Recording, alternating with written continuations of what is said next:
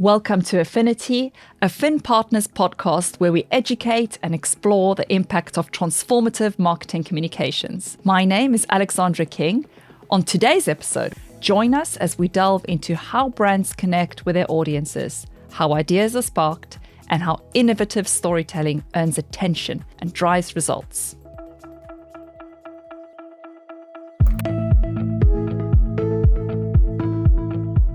Hello, Matt, and hello, Elliott. In this episode, we are going to explore how corporate clients can maximize the value of working with global marketing agencies. And Matt, you have extensive experience across so many industries, it's hard to name them all. From government to consumer, B2B, you've worked with some huge clients, Coca-Cola, MasterCard. I mean, I could go on, I won't. You've provided strategic digital insights to ambassadors, to prime ministers even, and you've led creative teams that have won over 200 awards in total. So that is quite something. It's very impressive. Have I left anything out? It doesn't seem that impressive to me. I'm glad it reads that way. Well, it is impressive for sure, and we are very, very happy to have you here. If someone just clicked on this podcast and they saw you, what do you think would be the main bit of value that people could learn from you based on your experience and what you've done? The thing that I feel most comfortable with is sort of going into a variety of situations. So that experience you talked about has made me very broad, but it means I sort of feel comfortable, whether it's a different part of the world or it's a different situation with a client or just a new kind of problem that I haven't seen before. I have points of reference from the past that I can kind of draw on in a neat situation.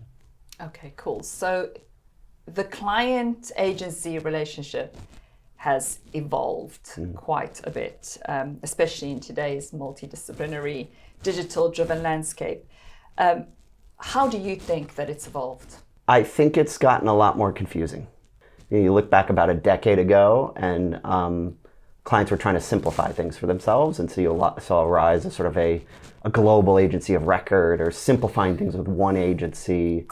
Before that, you had specialities that each agency would focus on, and so clients would sort of shop for, I know this is my ad agency, I know this is my PR agency, I know this is my marketing agency, digital agency. And then they just wanted to simplify, and they said, let's make it easy, just one agency if they could do everything. I think that's kind of fallen off a bit. And it's become confusing again because the agencies are still claiming a lot of the same ground, but it's much harder for a client to shop for them because they don't know the specialty they're necessarily looking for, but they don't want that single one agency in a lot of cases. So they're finding themselves looking for who's the right fit, who do I really want to work with?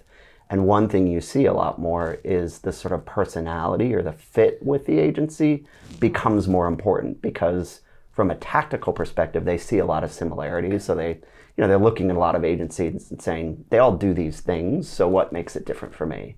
It's going to be the people. It's going to be the feel of the agency. It's going to be how I fit with them and feel like they're going to work for me and deliver what I'm looking for.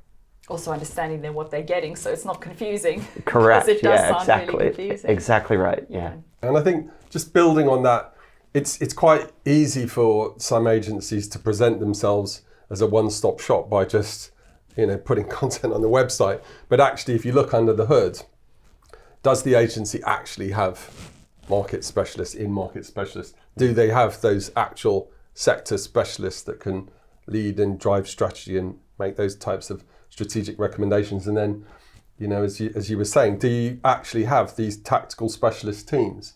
So do you have a dedicated SEO team? Do you have a dedicated performance marketing team?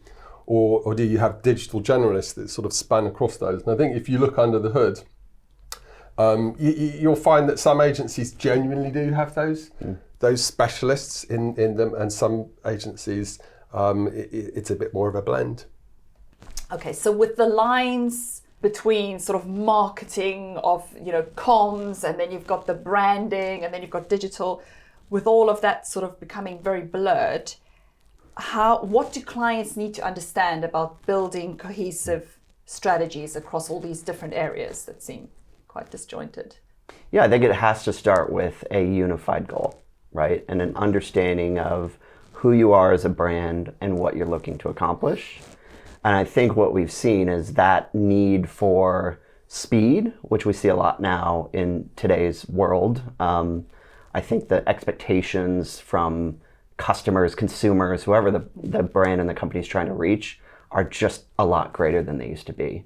And the impact that people within the client organization need to show needs to be a lot more immediate. So we don't see a long lifetime of CMOs, for example. It's about 1.5 years for the average CMO in role.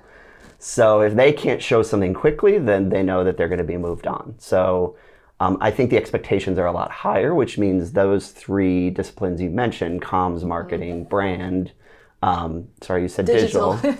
They need to come together very quickly and think about what are our goals that we're trying to orient around, what are the intersection points that we need to deliver, who are we trying to move and how do we want to move them, and have a cohesion so that they can go off and do their separate, tactical elements and things that they do on a daily basis, but it's going to deliver a very quick impact. Yeah, and I think just building on that, we've spoken in this series before about the need for, upfront research and a measurement framework, and essentially a reporting dashboard that obviously feeds directly from that top level goal that your strategy's looking to drive towards. And you've got these kind of macro KPIs and micro KPIs. So in the short term, you want to be, making traction against those micro KPIs and very quickly delivering against the macro KPIs and showing a positive direction of travel towards that goal. But it's interesting because some of the clients that we've been working with for several years now, the value of that dashboard and that top level measurement framework over years actually becomes more and more valuable because you can draw insights from the immediate day-to-day activity and the activity over the previous weeks and months, but you can also draw sometimes even more interesting insights from measuring year on year or even multiple years back. And that's really the value of the upfront research and that strategic element that sets everything up before you dive in and start delivering against the activity. So what should a client know then before engaging? What should they know and learn to make sure that they're actually getting that true global expertise and not sort of just fragmented local departments or operations?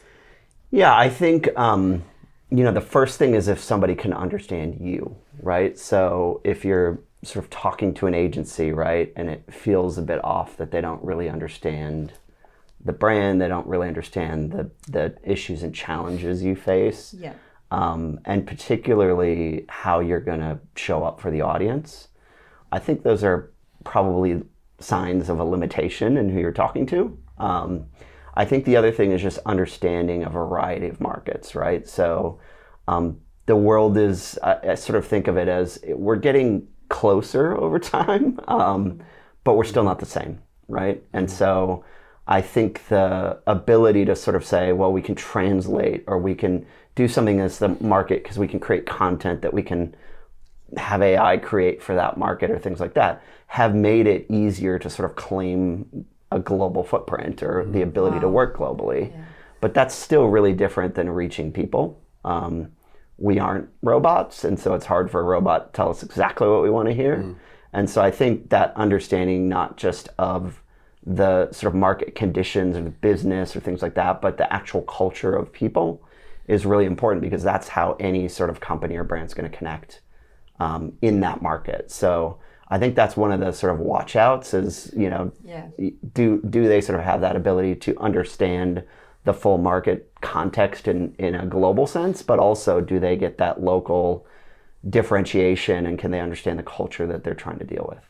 Yeah, and I think that's completely spot on. I mean, the classic term is this glocal. So you've got this global strategy and local implementation. Obviously, we've all heard of that. What you're looking for in your agency partner is, do you have obviously the sector expertise? Do you have the market capability? Do you have the tactical expertise? But actually what Matt's talking about there is fundamental. Can you actually get on with your agency partner? Can you work with the individual people that are going to be setting these things up? And that's absolutely fundamental. Okay, so let's dive a little bit deeper then. So if we want to evaluate if this agency is genuinely global, and not just a collection of all these fragmented units, what specifically do we look for? Can somebody do research in individual markets and then build that up into something that makes sense globally? That's going to be sort of one immediate thing that needs to happen. I think the ability to then to think also about the client's needs at that level. So that's going to stand out right away, right? So can you sort of frame up the research and the understanding of the markets you need to do, and then can you build something that actually demonstrates the impact in those is going to be sort of an immediate watch out for those things. And I think a lot comes from, from a client's perspective, when you engage an agency, particularly if it's a global assignment, right? It implies a big objective and big goals that probably are really strategically important and are probably going to run over, I'm guessing, multiple years. And so if you're looking for a partner to help you in that sort of objective, you're also looking for what sort of questions are you getting back. And it comes back to what Matt was just saying. A project like that probably needs to start with research, and that research needs to be applied to the sorts of markets and the sectors and even the individuals that you're trying to reach. And you want an agency that's asking you those sorts of questions before they're immediately jumping to, we need this tactic and this tactic and this is what we're going to do in this country. No, it's a step-by-step process that starts with research, informs strategy, which then informs the tactics, and obviously those tactics will vary across different markets and different macro and micro objectives that sort of make up that client's overall objective. So what agency is going to ask you those types of questions? And if they are asking you those types of questions, it means they've probably got the ability to deliver on what you're looking for. I think this question is specifically for you, Matt. There's not a competition about who's worked in more countries, but I think Matt, you've definitely worked in more countries. You've got huge. I'll give him that one. Yeah, I think you've got to. I think you're well positioned to talk about sort of cultural nuances. So, what advice do you have for companies going in, with this global market mindset? How do they navigate these cultural nuances effectively? Always have a sense of humor. This is going to be a really tough industry if you don't have a good sense of humor about what's going on around you. If you take everything a bit too seriously, you'll be driven absolutely insane by the fact that it's different, or the fact that even just the way you deal with people has to change. But there's a lot of nuance, right? And I think we were talking a week or so ago that just the way you deal with people even in meetings is different, right? And the expectations that you bring to a meeting, whether you're listening. So in Asia, for example, you're going to listen a lot more, right? And you're going to sort of not be as talkative. If you did that in the United States and you were a agency sitting across from a client and you sort of weren't saying anything, they probably would think you don't really have the answers. You're not lending yourself to the conversation, or you're not sort of giving them that advice they seek. But in other markets, right, you actually want to sort of sit back and take a beat just to sort of listen and really make sure you're understanding. I think we were also talking about just the amount you sort of talk about your own personal life varies country to country. So there's some expectations, right? Like, I want to get to know you as a person before we do business. Other countries, it's, I don't need to really know about your kids and your family. We're here to just get down to business. Let's not waste time, right? So if you're a truly global agency, you're going to know how to translate that into social media, the way you speak to, all this content creation, all of that. I think, and for brands too, for companies, right? That bleeds out into just the way you present yourself out to the market too, right? Because sometimes you need to be a bit more formal, sometimes you need to be a bit more informal.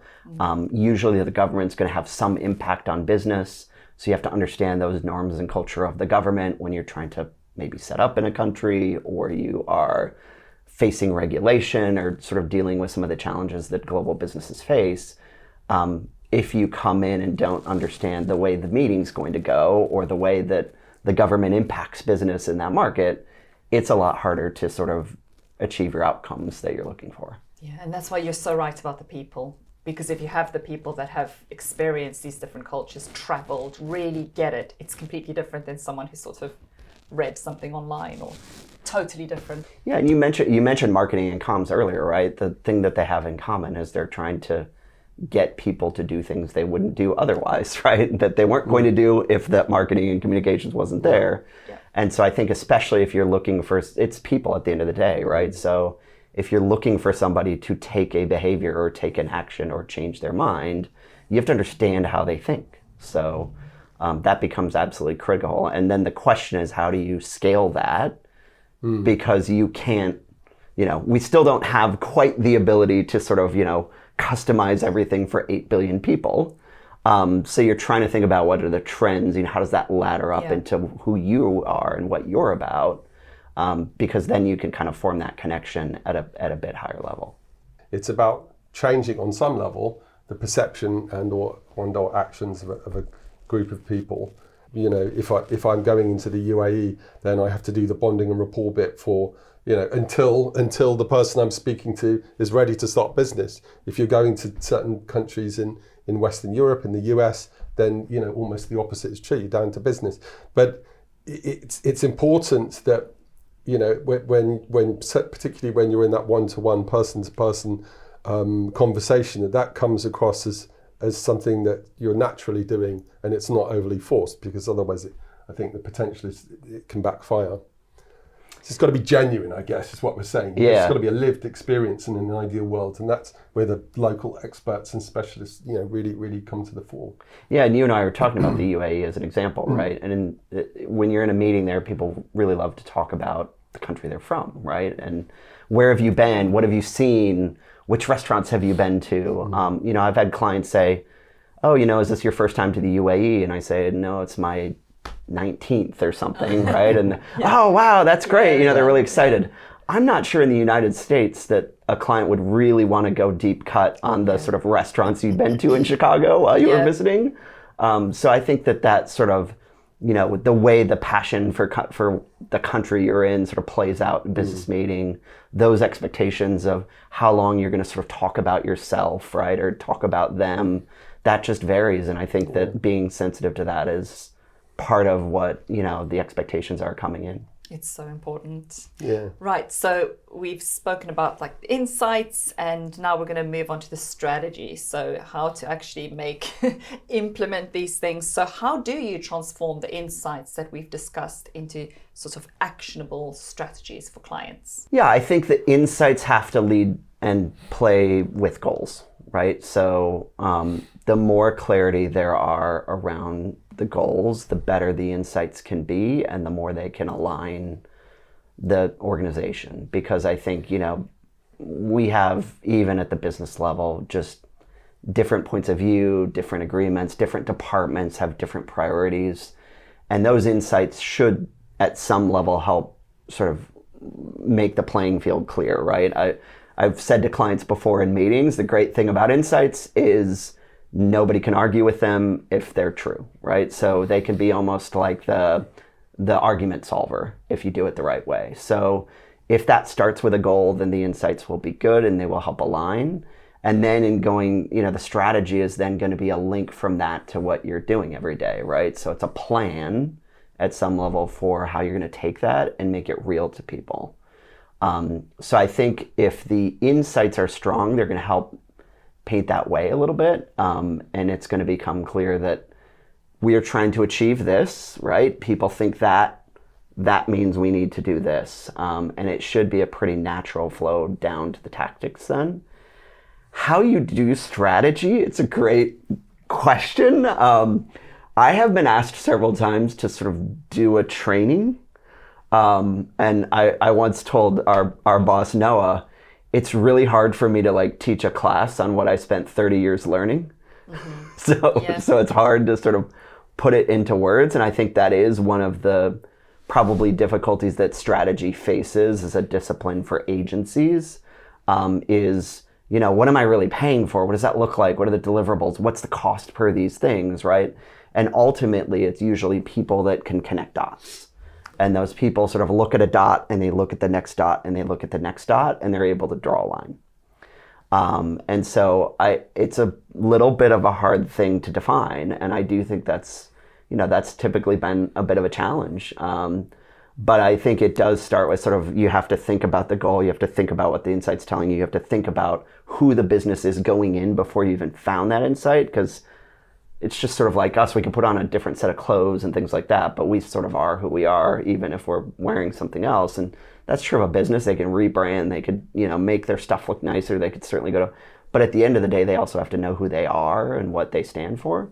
And so I think that sort of all has to play a role, and it's when you can mix up that batter and put it in the oven at the right temperature that it kind of makes sense to clients. But it is a bit of an esoteric thing, right, to sort of describe. Absolutely. And when you do start deploying those tactics, for example, programmatic display ads, and what you're essentially able to do, certainly with a lot of the digital tactics that we run, is test your thesis, right?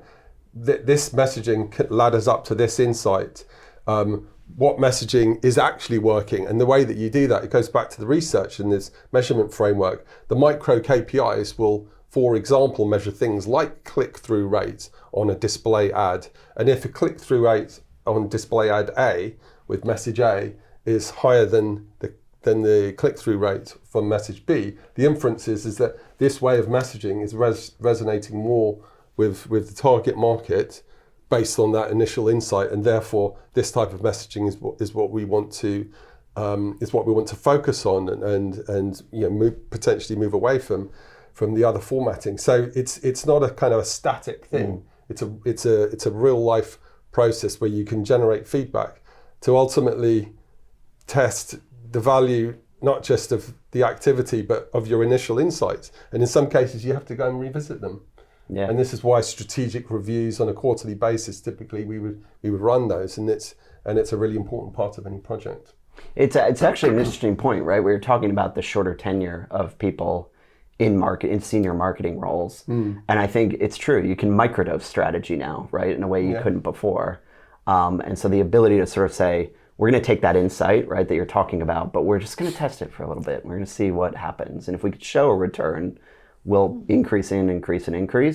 There still is the sort of big S strategy. We need our global plan. We need every market, sort of seen. We need a brand strategy that's going to sort of shape who we are in the market. But, you also see in marketing a lot of strategy microdosing, right? Let's see how it works for the next 3 months or 6 months. And if it works, we'll plan and expand. Okay, so you're talking about that big, wide sort of global strategy plan, and then you've got these individual local market needs that need to be met. So are there like best practices or something that can help with that? Or yeah, I think one best practice would probably don't be crushed under your weight of your big strategy, because as Elliott said, the ability to sort of remove waste from the system exists like it never has before. So you quickly can sort of pull out what's working and what's not based on the ability to look at data and really understand the data better than you could before.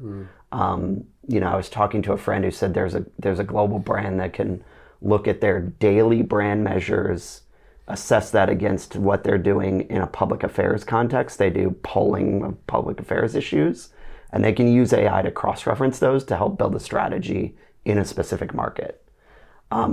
That's incredible, right? And of course, it still takes a human to be able to put those things together and to write those two things and to make sure those two things are relevant and actually put it out in the market. But that sort of ability to sort of not get crushed under the weight of something that used to take a year to figure out, I think that's a best practice, because I think the world moves quickly and the impacts need to be shown very quickly at the corporate level.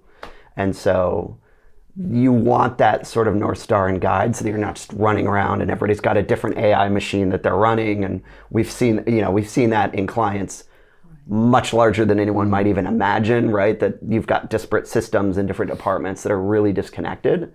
But you also don't want to let that become a huge monster that you can't really overcome. So that ability to be nimble is definitely a best practice and to sort of solve things in real time. And I think the other would be, don't let that run wild. Don't let that become chaos, right? So you've got to keep that in check. Yeah, and I think the other thing to say, it's all about just making sure you're practical in your approach, and because obviously you can slice and dice from a persona perspective and from a localization perspective, but to what extent do you need to do that? If you are a B2C brand that's generally trying to reach, for example, the entire population of Western, or half the Western population of Western Europe, and there's enough ROI in it, you're going to want to ultra localize for country by country. If you're a B2B brand that's focusing, on a much more specific audience of professionals that kind of look or feel similar, albeit there will be language localization and to a certain extent message localization. You can potentially make a Western European campaign, slightly more generic with some localization. So it comes back to your strategy actually, and to what extent do I actually need to localize and fragment my messaging, and you go to the extent where you're looking to maximize ROI and ideally not further, because otherwise you're leaking cost. Yeah, and I think that it's setting these clear objectives right at the start, but then also evaluating them as you go, and probably together, you're working with your clients to do that.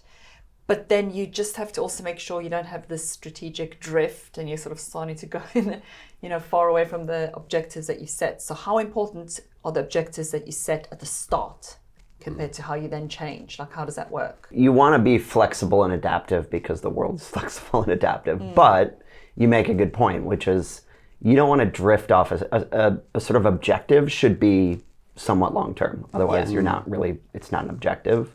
I think the measurement is really key there, because if you can show progress against that objective will remain. If you cannot show progress against that, you will drift off that objective. Alignment exists with things that are working, right? It's sort of like a sports team or something, right? If the plan's working in the game, everybody sort of stays with the plan. You start to see as goals start to slip away, or the margin's getting bigger or something like that, everybody's just sort of trying to score, trying to do something to change it.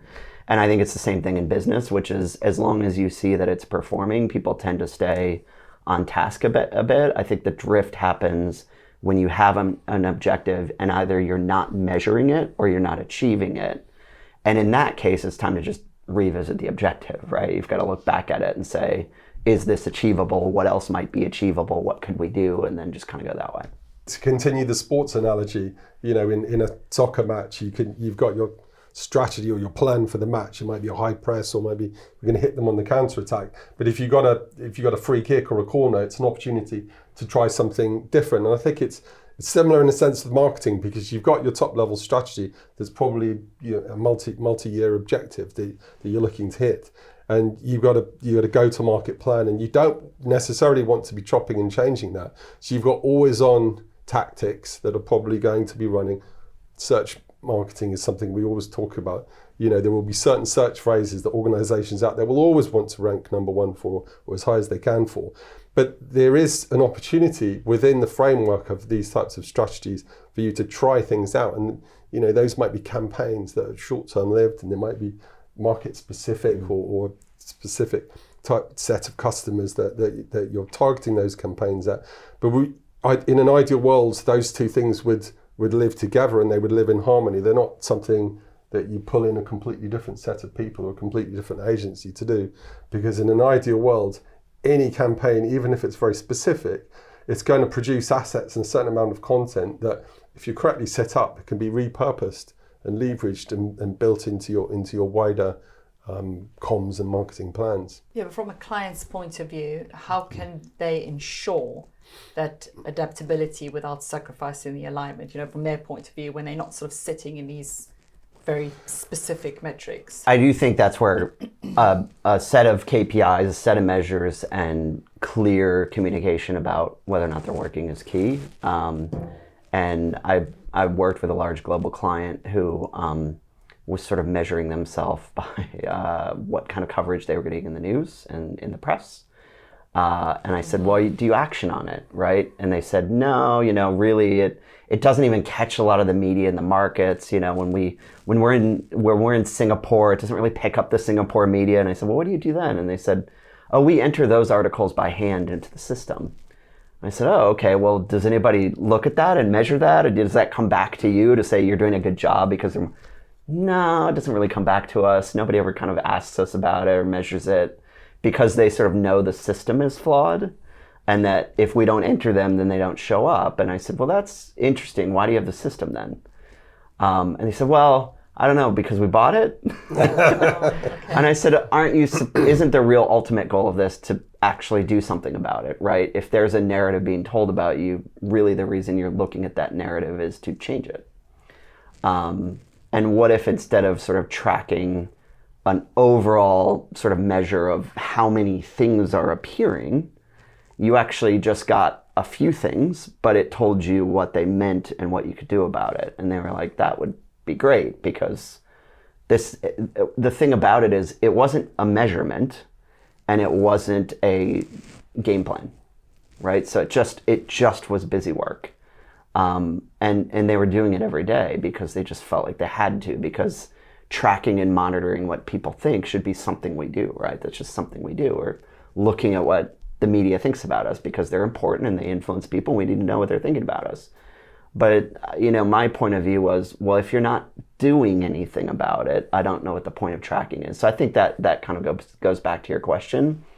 It needs to be measurable and trackable, but it needs to be something that you're doing something with, or people are just going to kind of abandon it, or it's not going to have any purpose.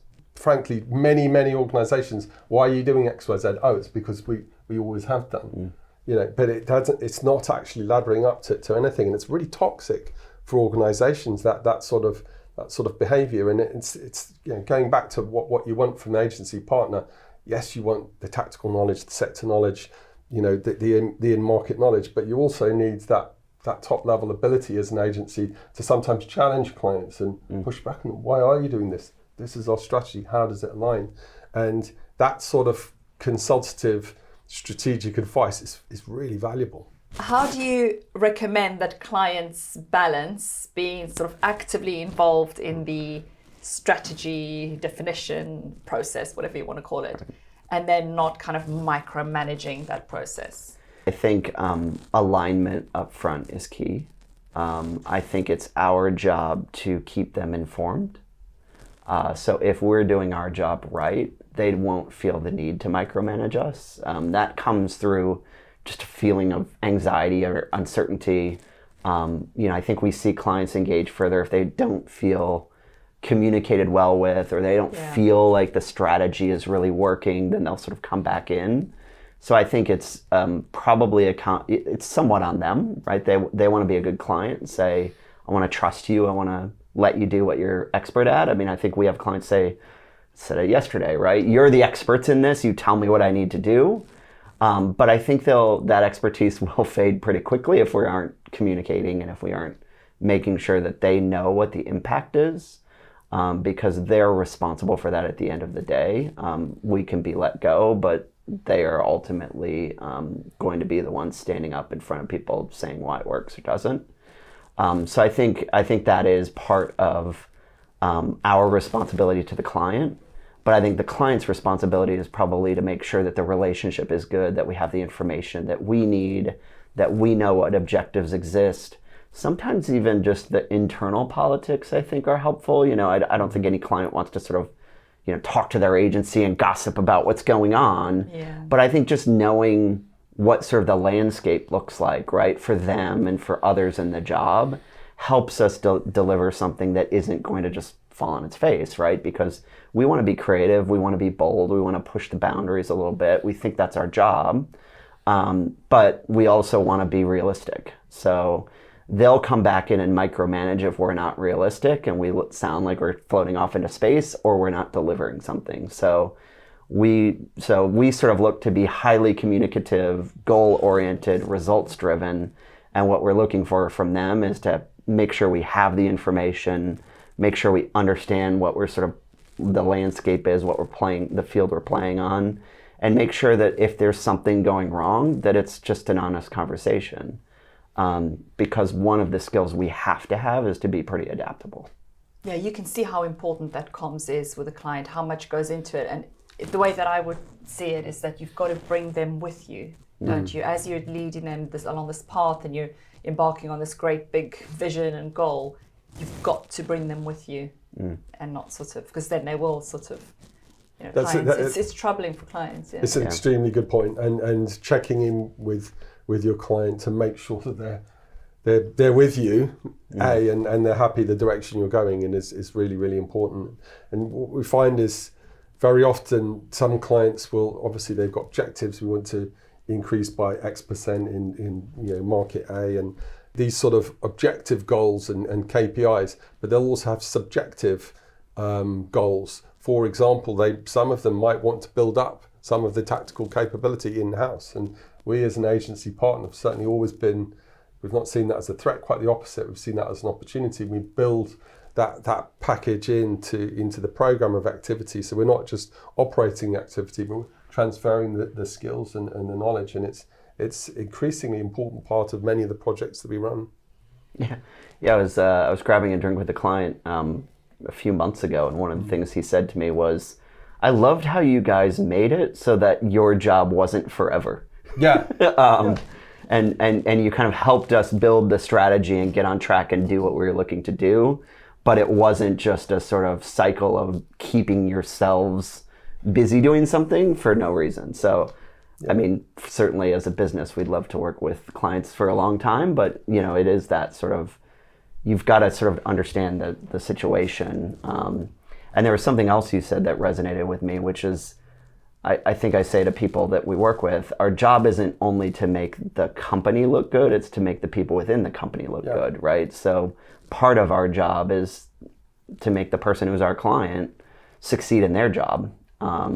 And so I think that's equally important, because it is sort of a relationship that you have with people. Yeah. So you want to make sure that it's mutually beneficial. So can you give an example of how global insight has sort of formed and shaped a local marketing strategy? Yeah, so there's a client that we work with. It's a large university in London that are looking to recruit students or acquire students to come in as undergraduates and postgraduates and so on, and really from all over the world. So obviously from the UK and Europe, but a key market for this particular university is India. So they want to attract students from India. When we look at markets like UK, France, Germany, other Western European countries, there's a way that you can reach prospective students.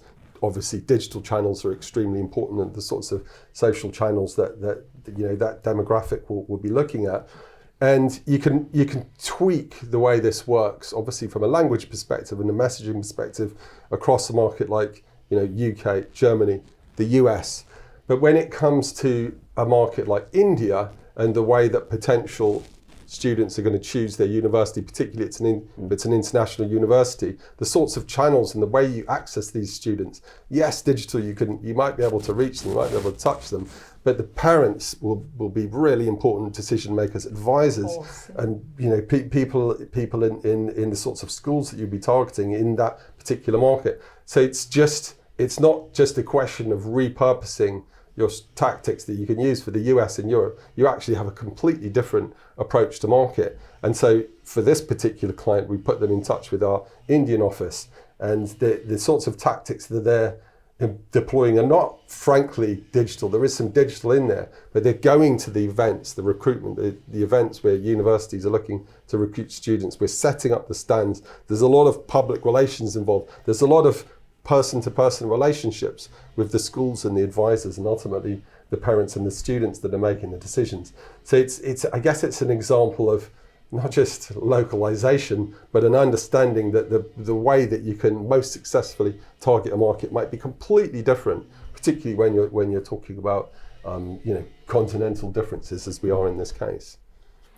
Yeah, I guess I was thinking about, you mentioned I worked with governments, and I was thinking it's a great example of a sort of global strategy that has to have local impact, because one of the governments I've worked with was trying to influence other countries and change their perceptions about that country. changing a perception of a country is not an easy thing to do. It's not a fast-moving thing. It's it's sort of inextricably linked to who that country is and the culture it has and the people that are there, right? So you don't have a lot of control sometimes over people's perception of a country because it's a reflection of the people that live there.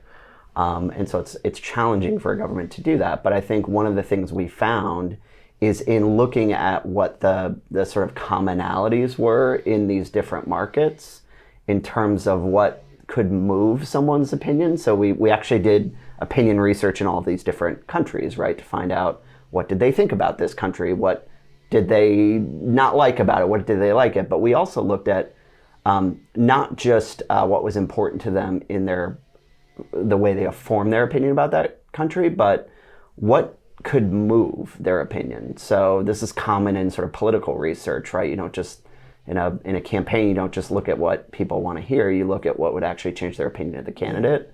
And that's what we did about the country. And so that had to be threaded through what do these countries have in common, right? Because that global view of things, you couldn't kind of go to each market and try to change a country's perception. You had to look at, okay, looking at these countries and what they all have in common, how do we actually change or do something to address those movable elements that they have, and then make sure that people in those countries hear it. So that was it was a truly sort of global strategy, right? That you had to localize for the individual countries that they were sort of trying to change that perception. So. Yeah. Right, so we've spoken about insights, how these develop into a strategy, and then, we're now doing it, we want to measure it, and you spoke about these really, strict and very specific short-term KPIs. So what else, from a client's perspective, could serve as a measure of success beyond just these really rigid Yeah, it's a good point. And look, I'm a technical person, so I tend to focus on the sort of tactic-specific KPIs, which tend to be micro KPIs. But actually, what's really important is that it ladders up to a relationship that's actually working from the client's perspective. So yes, the KPIs might be going in the direction. Yes, the campaigns are working, but is the relationship working? And we touched on it before. Are those kind of subjective goals being met? Is the organization getting the sort of knowledge transfer or the insights and the feedback beyond just delivering against KPIs that they're looking for from these campaigns? So I would say that that's actually absolutely crucial to keeping a project successful and moving in the right direction. Is it working? But actually, is the relationship working? Yeah, I think there's sort of two ways to look at the question, right? The first is that, right, is the client getting the long-term value that they're looking for out of us as an agency? I think the second way is probably to look at are those short-term measures with the client reaching their customer, the consumer, laddering to their longer-term objectives and KPIs. So, we can look at things like, is the digital advertising working? Are there leads generated? Are there website visits? Are there people opening emails? But I think ultimately you're then looking at things like, is there a measurable brand impact?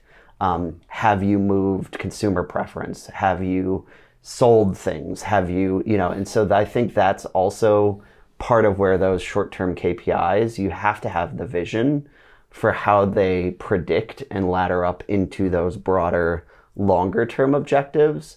And at the same time, are you meeting the needs of that client in terms of a personal relationship, in terms of are they getting the value they want? Are they touching the people and the expertise they need? So I think both are equally important for us as an agency. What about specifically global integration? Because we've been speaking a lot about that. So how does a client assess whether the global integration is successful? I think you want a strong, centralized team. That team should be full of people that have a broad expertise across markets. I suppose that's one of the expertise, the part of the expertise I've developed, as you were so nicely putting it earlier. But I think then you want to make sure that the footprint of the team looks right? I was actually thinking about this morning, that I was talking to a friend who used to work at a different global agency. We lost a pitch to them. And the feedback we got from the client, this is before my current role, the feedback we got from the client was, Well, they brought somebody from London, so they were really showing a better global team. And I was talking to my friend about it, and he said, oh, we love to do that. We love to bring somebody from London. And so I think it's got to be more about like, oh, you brought one international person to the pitch to show us you were global, and you really want to look for the footprint that mirrors your own. Are they in the markets you need to be in? Are they in the places and spaces you want? Or are they sort of representing globality by sort of, somebody showed up from outside your country with a nice accent? Yeah. So I think that's really key, is to first have a strong sort of centralized team, because it can't be so disparate that you don't have a centralized strategy and it's just gone out to everybody. But you really then want to make sure that at a tactical level, especially, you have the footprint in your agency team that matches your own. Okay, so let's talk about if it goes wrong. A strategy isn't performing. What then? How does the client ensure the right changes are made? How do you know when to stop? Like, what happens when things go wrong? The best agencies are going to be ones that can adjust quickly on the fly, whether that's the staff and personnel we assign, whether that's the measurements we're using, whether that's the data we're collecting or the tactics we're using. I think the same thing is true on the client side, right? Understand when it's not working, have a great measurement framework in place, and be ready to adapt. The brands that win in the market are often the ones, and the campaigns we all talk about and the big brand moments and things like that are basically reactions to things that have happened, right? And a lot of times it is a sort of challenge that they rise to the occasion, and it becomes such a huge brand lift if they get it right when they failed, that it can quickly overcome the negative, right? So I think it's just a lot about flexibility and adaptability, and being able to respond really quickly when you see something, right? And having that data in place to know that it's not working. Yeah, and I think just building on that, it comes back to that relationship, right? So the power of a really strong and effective relationship is not just you can kind of sit down and have a nice lunch or whatever. Can you actually have those difficult conversations? Can you address, something that might be quite difficult, right, for a client to take to their internal sponsors and say, what we've been doing, it isn't quite working, and we need to pivot. That's not easy for them, so therefore it's not easy for an agency to have that conversation with the client. But if you have the right relationship and you have the right sort of respect for each other, you should be able to communicate that type of information, which ultimately is going to benefit the strategy and the objective. I mean, the reality of something like that, though, is it's quite difficult in practice, because you've got a client then, let's say, who wants you to be very bold and innovative and wants you to sort of explore other things and take them to these new places and just constantly be reinventing and doing that while staying, of course, on strategy. But then there's always the limitations, aren't there? There's a budget, or there's restrictions. So what advice do you have for clients that want to ensure that their global team is actually looking at those other things and being creative, and how do they actually ensure that happens? I think being bold is not synonymous with being expensive all the time. I used to have an interview question for creative directors where I just asked them sort of, it's a pretty basic question, but like, what in your career were you most proud of? And I didn't make formal data collection analysis, but my own read of that was often it was the most creative moments were when budget and time and things like that were tight, because it almost was a forcing mechanism to say, well, if we had $1 million, we'd do this, it'd be great, it'd be big. But when it was tighter, right, it almost forced a bit of creativity just in the process of the thinking.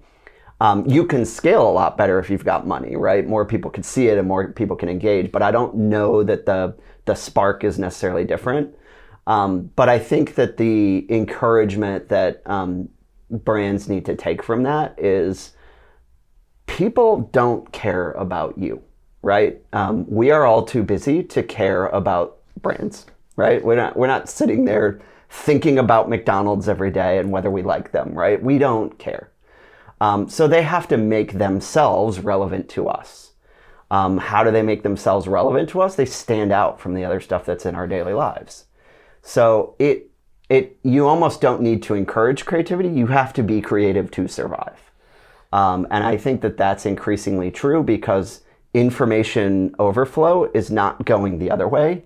It's not going to go back. We're not going to become more sort of monolithic in what we see every day. We're going to become more diverse in what we see every day. So that need to stand out is just survival. And so I think that that's something that people and certainly people within companies and brands just need to embrace, right? It's going to be a reality we're living with. And those are going to be the moments that we can create impact that will move the company forward. But if you then translate that actual campaign that's in practice and you're thinking about that survival and, you want to obviously make money and grow, the client wants to keep that business going for a long time. How do you actually measure the performance and how do you ensure that the campaign that's been implemented is going to serve growth? I mean, that's quite difficult, isn't it? Yeah, sometimes you're taking a risk for sure, right? And sometimes it's a bit of a gamble and not every gamble pays off, right? So a culture of embracing that is often important for the world's most standout brands. When we think of the brands that we all know and love, they are ones that have gambled constantly and they just become pretty good at gambling. That's not for every company.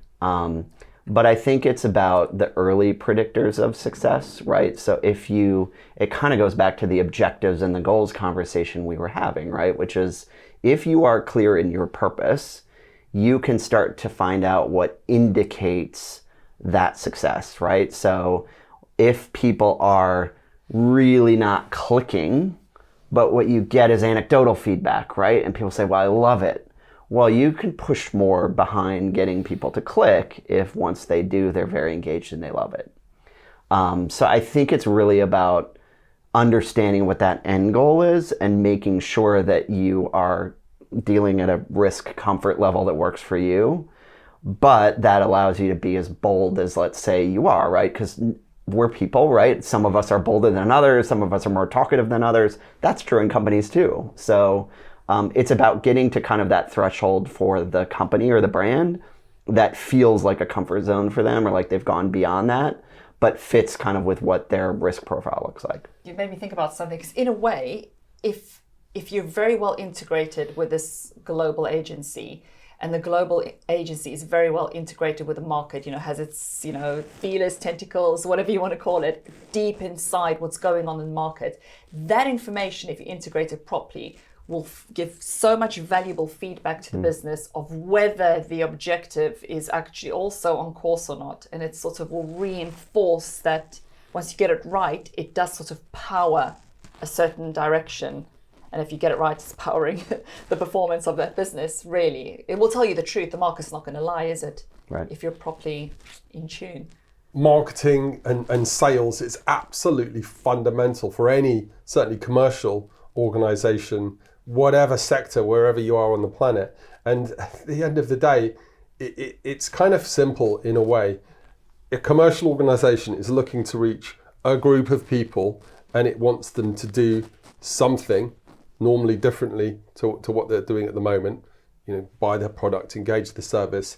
And the way that it's doing that, it's having an idea about what sort of messages it needs to push to that audience. And it's having an idea about the sorts of channels and the way it's going to get those messages out to that audience. And then you push it, and then you hope to see a reaction in the top level results, which is revenue or profit or market share, those really top level things. And at the end of the day, that relationship between sales at a very top level of a company and marketing performance, there should be a relationship. But of course, this, as well as the direct causal factors that exist between those two things, there's external factors, there's what's going on in the rest of the world and the competition and so on and so forth. So it's really challenging, right, to measure the true effectiveness of any activity. But that's exactly why we look, when we set up this reporting framework and this dashboard, you're not just measuring a single KPI, you're measuring potentially hundreds of micro KPIs and tens of macro KPIs, laddering up obviously to the top level objective. But it's only really by monitoring all of these things, using your intelligence and creating a subjective view based on all of this objective data, that you can get an understanding of, are you moving in the right direction? But to your point, if you see that you are moving in the right direction and you put more coal into the engine or fuel into the fire, then actually you can really accelerate performance of an organization. And that's where you see companies outperforming their competitors significantly. It's a good investment if you get it right. Right, so we're coming to the end of the podcast now. I have 2 more questions, and this is about the future. So first question, what does the future of the large global marketing agency look like? I'm going to give this one to you, Matt. I think the future is probably going to be set by agencies that continue to evolve. So the future and the sort of current time, agencies are thriving that have been around, but they've evolved. And I think that the ones that haven't, there's been a lot of turnover in agency world. And I think the future is going to be the same. The speed with which things are changing, driven by AI, just in terms of content, the ability to sort of drive things a lot quicker, the ability to look at data that's very, very complex. We're gathering more information than we ever have before, and parse it a lot quicker to understand things has really, really accelerated. So in some ways, that's removed some of the agency business.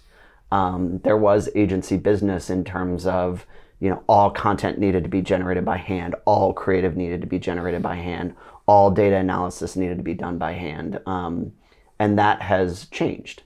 So I think that the adaptation that agencies are making and need to continue to make is about being connectors and really creating intersection points, because that delivers more value. So some of the things that we were doing that, frankly, were about time and people's investment in making those connections have been made by technology.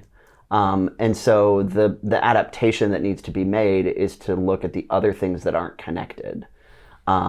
It might not be the data to the piece of content that goes to the person, which has been a big business over, say, the last 5 years or so, as automation and the world of the web sort of evolved and became more sophisticated. But it's going to be, how do you then connect that to a different country? Or how do you connect that to a person?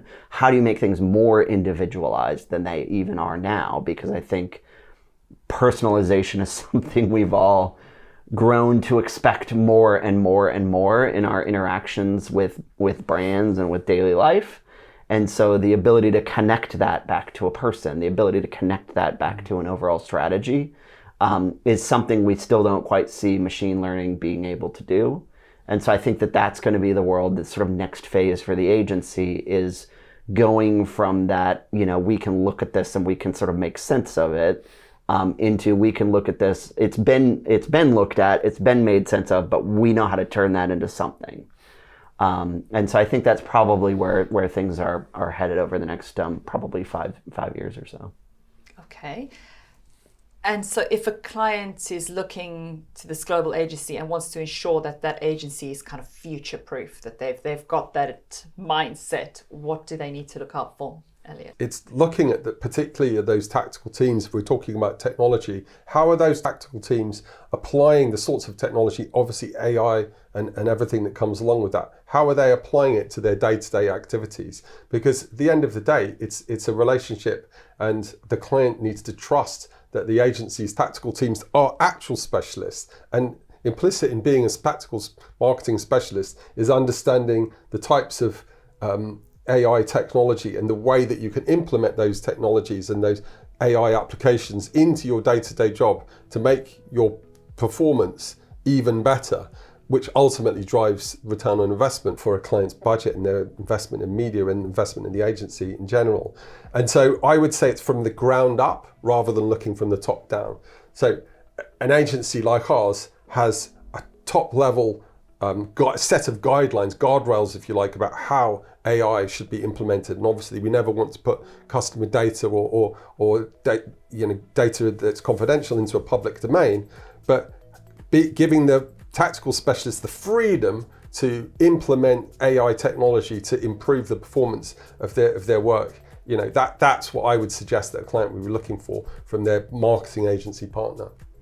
Just to add to that, I think one of the other future-proofing things is just creativity.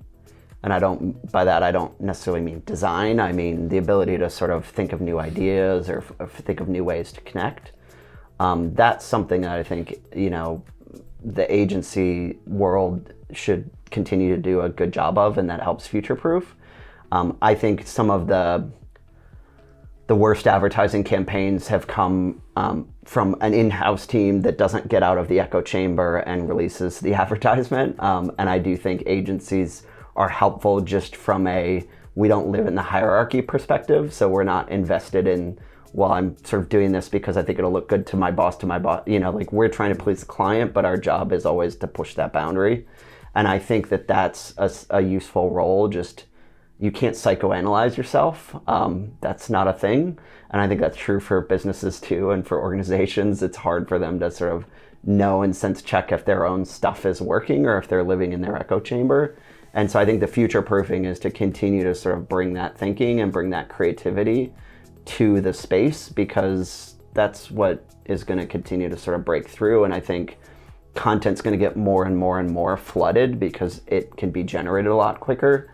And so those true breakthrough moments that sort of move the culture or are noticed by the culture are going to play a big role in which agencies continue to deliver something that clients value. Matt, it's been incredible having you as a guest. Thank you so much for joining us on the Affinity podcast. Thank you.